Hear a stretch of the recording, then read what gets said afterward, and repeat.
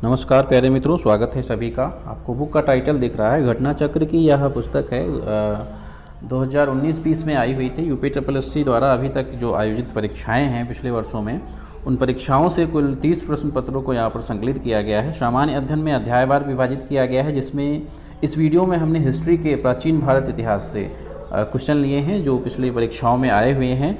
आपके लिए यह वीडियो बहुत ही हेल्पफुल होने वाला है, क्योंकि अगर आप इन क्वेश्चंस को समझ लेते हैं, इनकी प्रकृति को समझ पाते हैं कि कैसे क्वेश्चन कहाँ से पूछे जा रहे हैं इतिहास से, तो आपके लिए काफ़ी ज़्यादा हेल्पफुल होने वाला है।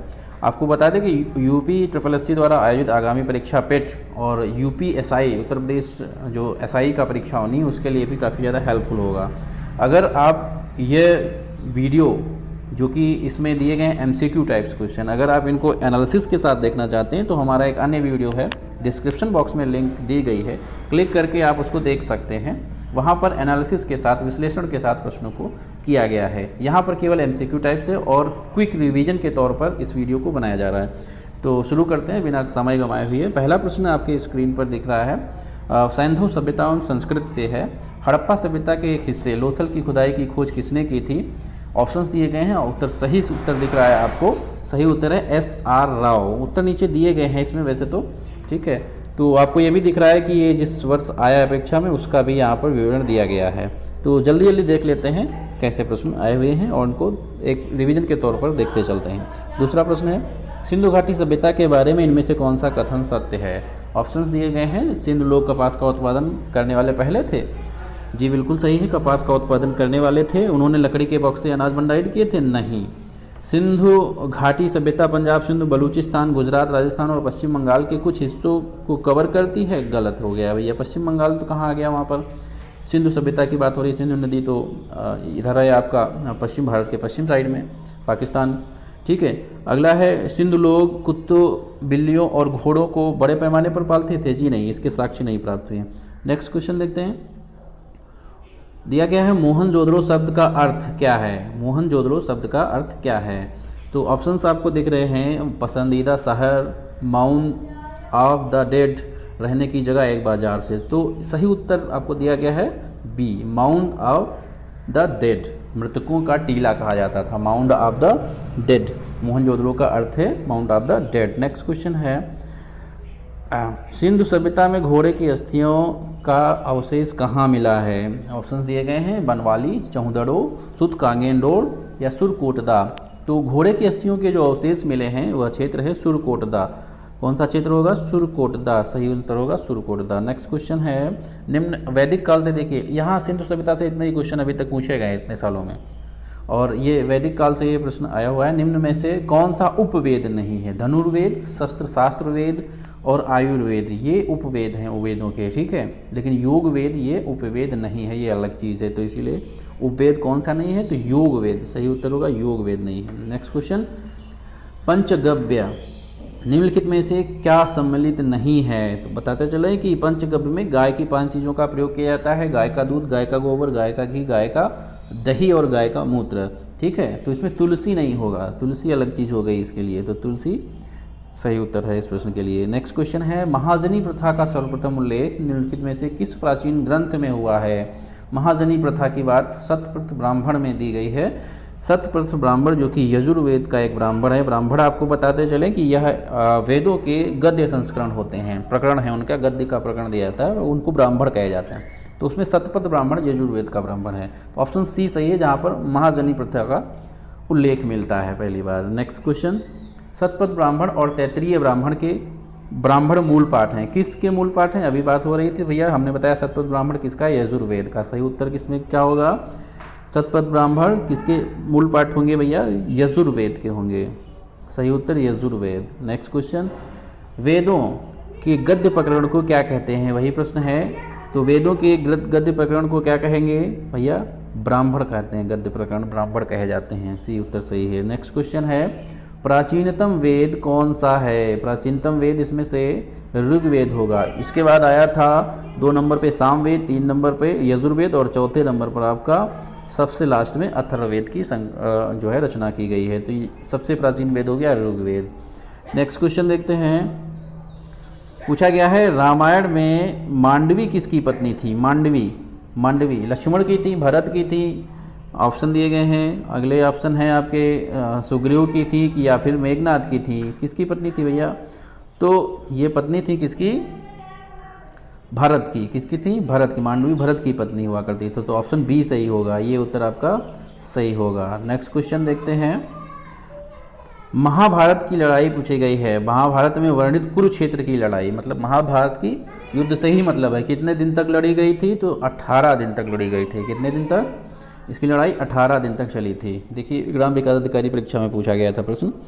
नेक्स्ट क्वेश्चन है, बोध गया एक महत्वपूर्ण बौद्ध तीर्थ केंद्र क्यों है? क्योंकि गौतम बुद्ध यहाँ पैदा हुए थे? जी नहीं, यहाँ तो नहीं पैदा हुए थे, ये गलत हो गया। क्योंकि गौतम बुद्ध ने यहाँ ज्ञान प्राप्त किया था, ये भी गलत हो गया। नहीं सॉरी, ये तो सही हो गया, क्योंकि ज्ञान तो यहीं बोध गया में ही प्राप्त हुआ था, पीपल वृक्ष के नीचे। ठीक है, पैदा नहीं हुए थे। ठीक है, क्योंकि गौतम बुद्ध का जन्म लुम्बिनी में हुआ था। क्योंकि गौतम बुद्ध ने ज्ञान प्राप्त करने के बाद यहाँ अपना पहला उपदेश दिया था, नहीं सारनाथ में दिया था, ये भी गलत हो गया आपका। क्योंकि गौतम बुद्ध ने यहाँ निर्वाण प्राप्त किया था, जी नहीं, कुशीनगर में निर्वाण प्राप्त किया था, तो गलत हो गया। तो इस प्रकार ऑप्शन बी सही है, क्योंकि गौतम बुद्ध ने यहाँ ज्ञान प्राप्त किया था, बोध गया इसीलिए महत्वपूर्ण तीर्थ केंद्र है। नेक्स्ट क्वेश्चन देखते हैं, ज्ञान प्राप्त करने के बाद गौतम को किस रूप में जाना जाने लगा था? तो गौतम बुद्ध को किस रूप में जाना जाने लगा था भैया? ज्ञान जब प्राप्त हो गया तो गौतम से वो बुद्ध बन गए थे, गौतम बुद्ध कहे जाने लगे थे। सिंपल से क्वेश्चन आए हैं ग्राम विकास अधिकारी से, ये भी क्वेश्चन है। ऑप्शन बी सही है, बुद्ध। ठीक है, नेक्स्ट क्वेश्चन देखते हैं। देखिए यूपी SSSC द्वारा जो पूछे जा रहे हैं प्रश्न, उनकी प्रकृति इसी आधार पर ऐसे ही प्रश्न पूछे जाते हैं हमेशा से, और आगे भी ऐसे ही पूछे जाने की पूरी संभावना है। तो ये पिछले सालों के प्रश्न जो आप देख लेते हैं, इनसे काफ़ी ज़्यादा आपको मदद मिल जाती है आगामी परीक्षाओं के लिए। ठीक है, अगर आपको वीडियो अच्छा लग रहा है तो लाइक कर दीजिए, अपने दोस्तों में शेयर भी कर दीजिए इसको। और देखते हैं अगला प्रश्न दिया गया है। प्रश्न है, किस स्मारक में गौतम बुद्ध ने दुनिया के लिए बौद्ध धर्म के अपने दिव्य ज्ञान का प्रचार किया था? दिव्य ज्ञान का प्रचार कहाँ से शुरू हुआ? जहाँ से उनको ज्ञान प्राप्त हुआ था, बोध गया में प्राप्त हुआ था, वहाँ पर महाबोधि मंदिर समूह है, तो यहीं से उन्होंने क्या किया था? अपने दिव्य ज्ञान का प्रचार किया था। ऑप्शन बी सही है। नेक्स्ट क्वेश्चन देखते हैं। क्वेश्चन है, बुद्ध को परिनिर्वाण कहाँ प्राप्त हुआ था? बुद्ध को परिनिर्वाण प्राप्त होने की बात कही गई है तो कुशीनगर में प्राप्त हुआ था, बी में। ठीक, बोध गया में तो उनको ज्ञान प्राप्त हुआ था, परिनिर्वाण का मतलब उनकी मृत्यु। ठीक है, नेक्स्ट क्वेश्चन देखते हैं।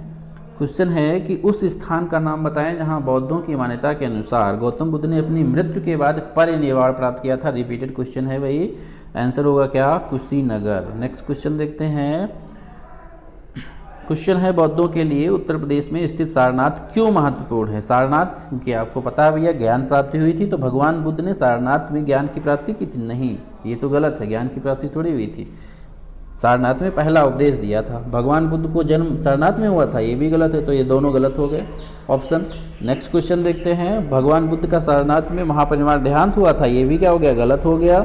ज्ञान प्राप्त करने के बाद भगवान बुद्ध ने सारनाथ में अपना पहला उपदेश दिया था, ये बिल्कुल सही बैठ रहा है, उत्तर ये सही है।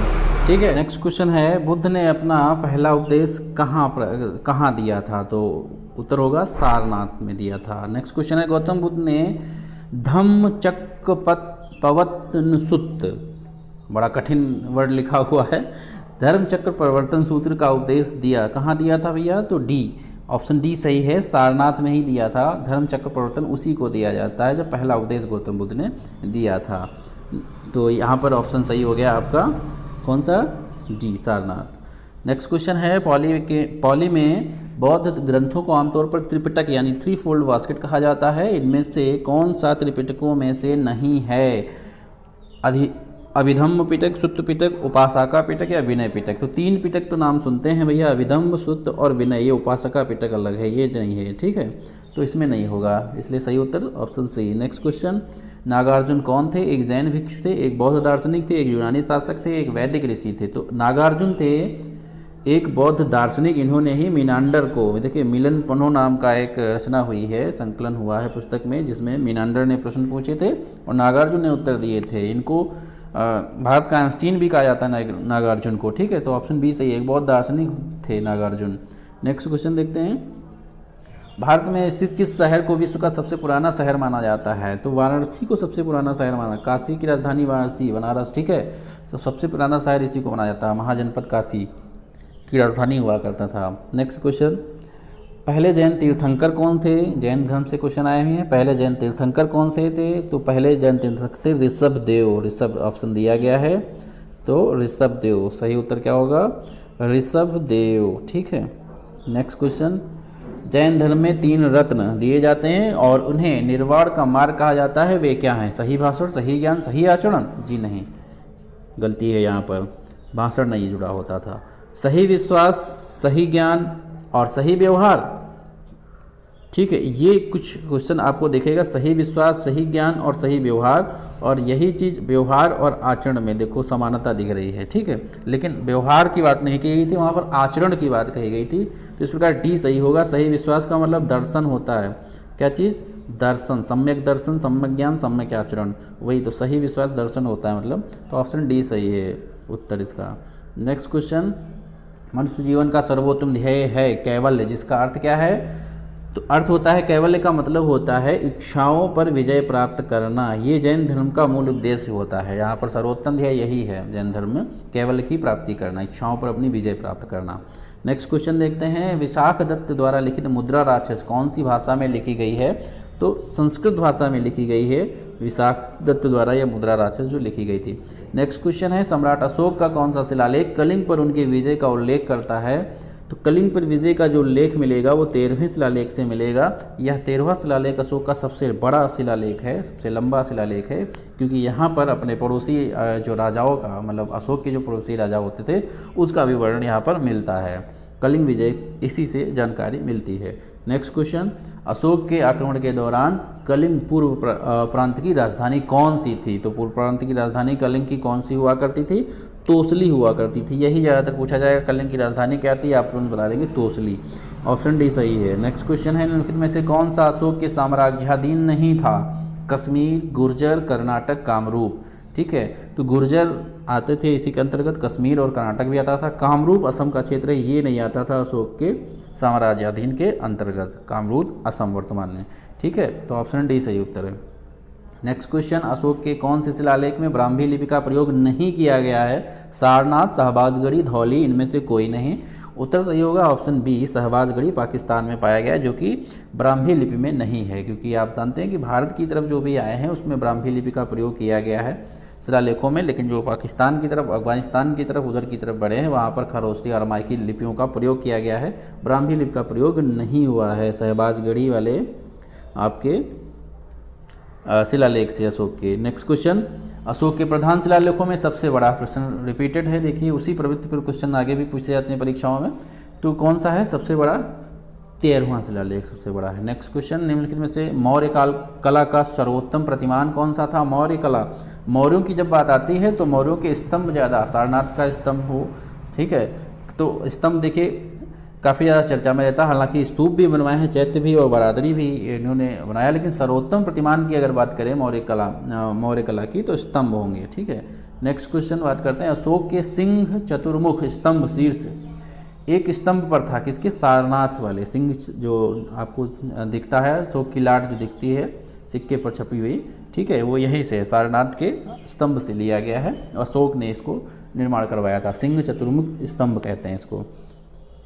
नेक्स्ट क्वेश्चन देखते हैं, कुषाण मूलतः कहाँ के निवासी थे? तो कुषाण मूलतः मध्य एशिया के निवासी थे। नेक्स्ट क्वेश्चन देखते हैं, कनिष्क प्रथम के शासनकाल के दौरान कौन सा प्रसिद्ध आयुर्वेद विद्वान रहता था? तो कनिष्क के दरबार में चरक रहता था, चरक संहिता की रचना की है। ठीक है, तो आयुर्वेद का विद्वान चरक था। नेक्स्ट क्वेश्चन देखते हैं, दी गई जानकारी राजवंश की पहचान करना है। पुष्यमित्र ने इस वंश की स्थापना की। पुष्यमित्र की अगर स्थापना कर रहे हैं, जाहिर सी बात है शुंग वंश की स्थापना पुष्यमित्र शुंग ने की थी, है ना। उनके प्रभुत्व दक्षिण में नर्मदा नदी तक फैले थे और पाटलिपुत्र, अयोध्या और विदिशा के शहर शामिल थे। उन्होंने 2 अश्वमेध बलिदान दिए थे, एक अश्वमेध एक करवाया था पुष्यमित्र ने। उन्होंने बैक्टीरियन राजा डेमेट्रियस को भी हराया था। राजवंश का 5वां राजा भागभद्र था। पतंजलि के गौरव ग्रंथ महाभाष्य इस समय के दौरान लिखे गए थे। तो पतंजलि पुष्यमित्र शुंग के पुरोहित थे, इन्होंने ही वहाँ अश्वमेध यज्ञ भी करवाए थे इसके लिए, पुष्यमित्र के लिए। तो यहाँ पर किसकी बात की जा रही है? शुंग वंश राजवंश की बात की जा रही है। ऑप्शन डी सही उत्तर है, ऑप्शन डी। ठीक है, ग्राम विकास अधिकारी का देखिए क्वेश्चन है। नेक्स्ट क्वेश्चन, प्राचीन भारत के महान व्याकरणविद पतंजलि किसके समकालीन थे? हम भी बात कर रहे थे, तो कौन सा होगा? ये भी नहीं होगा, ये भी नहीं होगा। नेक्स्ट ऑप्शन है पुष्यमित्र, ये वाला होगा। ठीक है, पुष्यमित्र शुंग के दरबारी थे। नेक्स्ट क्वेश्चन, खगोलविद वराहमिहिर और कवि कालिदास किसके दरबार के हिस्सा थे? तो विक्रमादित्य के हिस्सा थे दरबार के। विक्रमादित्य चंद्रगुप्त द्वितीय को कहा जाता है, सबसे महान विक्रमादित्य हुए चंद्रगुप्त द्वितीय, विक्रमादित्य के नाम से भी हम इतिहास में जानते हैं इनको। नेक्स्ट क्वेश्चन, अभिज्ञान शाकुंतलम किताब के लेखक कौन हैं? ऑप्शन सी सही है, कालिदास। नेक्स्ट क्वेश्चन है, चंद्रगुप्त मौर्य के इस प्रसिद्ध राजनीतिक सलाहकार को सभी नामों से जाना जाता था, इसके अलावा किसके अलावा? तो भैया चाणक्य, विष्णुगुप्त, कौटिल्य एक ही नाम है, ठीक है, इन्हीं के नाम से जाना जाता था। चाणक्य, विष्णुगुप्त, कौटिल्य एक ही के नाम है। समुद्रगुप्त अलग है, गुप्त वंश के शासक हुए हैं समुद्रगुप्त, ये अलग है। नेक्स्ट क्वेश्चन, कन्नौज से पूर्व हर्षवर्धन कहाँ का शासक था? तो कन्नौज से पूर्व थानेश्वर का शासक हुआ करता था हर्षवर्धन। थानेश्वर जो वर्तमान में अम्बाला का क्षेत्र है, हरियाणा अम्बाला उधर का जो क्षेत्र है वहाँ पर थानेश्वर था, ठीक है, यहाँ पर शासन करता था। बाद में कन्नौज पर जो है शासन करता है। नेक्स्ट क्वेश्चन, हर्षवर्धन ने 5 इंडीज़ को अपने नियंत्रण में लिया, इनमें से कौन सा 5 इंडीज़ था? ठीक है, 5 इंडीज़ में अगर देखें तो पंजाब होगा, कन्नौज होगा, बंगाल होगा, बिहार होगा और उड़ीसा का क्षेत्र होगा। इनको हम जानते हैं किस नाम से? 5 इंडीज़ के नाम से, ठीक है, ऑप्शन बी राइट आंसर है। नेक्स्ट क्वेश्चन है, दक्षिण भारत से कौन सा साहित्य संगम साहित्य के रूप में प्रसिद्ध है? तो तामिल साहित्य जो है वो संगम साहित्य के रूप में प्रसिद्ध है। तामिल साहित्य, तामिल जो क्षेत्र है तुंगभद्रा नदी से कृष्णा नदी के बीच जो स्थित है आपका क्षेत्र, उसको तमिल प्रदेश के नाम से जाना जाता था प्राचीन इतिहास में। तो वहाँ का जो साहित्य है तमिल क्षेत्र का, उसमें आपके चोल, चालुक्य, पल्लव, संगम युग, मतलब वही चेर हो गए, पांड्य हो गए, चोल हो गए, ठीक है, तो उनके साहित्य को क्या कहा गया है? तमिल साहित्य को संगम साहित्य के नाम से जाना जाता है। नेक्स्ट क्वेश्चन देखते हैं, प्रसिद्ध विरूपाक्ष मंदिर कहाँ अवस्थित है? विरूपाक्ष मंदिर हम्पी कर्नाटक में स्थित है, ठीक है, हम्पी विजयनगर साम्राज्य वाला है ये। नेक्स्ट क्वेश्चन, सिंचाई के लिए 16 मील लंबी चोल झील निर्माण करने वाले कौन है भैया? तो राजेंद्र प्रथम है, गंगई चोलपुरम की इन्होंने उपाधि भी धारण की थी, ठीक है, तो वह हैं राजेंद्र प्रथम ने इसका निर्माण करवाया था, चोल शासक। नेक्स्ट क्वेश्चन, चोल अभिलेखों के अनुसार जैन सभाओं को दान में दिए जाने वाले भूमि को क्या कहा जाता था? ऑप्शन सी सही है, पल्ली छादनम कहा जाता था, जो दी जाती थी जैन सभाओं को दान में भूमि। नेक्स्ट क्वेश्चन है, तो नेक्स्ट क्वेश्चन क्या है, इतने ही क्वेश्चन अभी तक आए हैं प्राचीन भारत से, और प्राचीन भारत से लगभग ये 50 क्वेश्चन अभी तक पूछे गए हैं, जहाँ से आपको पूरी जानकारी, पूरे प्राचीन इतिहास की जानकारी मिल रही है। आप देख रहे हैं कैसे क्वेश्चन आते हैं, इसी प्रकृति में आगे भी क्वेश्चन आने हैं, तो आशा करते हैं आप इनको समझ लिए होंगे अच्छे से और अपनी तैयारी को एक अच्छे मुकाम पर ले जाएंगे, जिससे निश्चित रूप से सफलता प्राप्त होगी। इस वीडियो में इतना ही, मिलते हैं अगले वीडियो में। Thank you.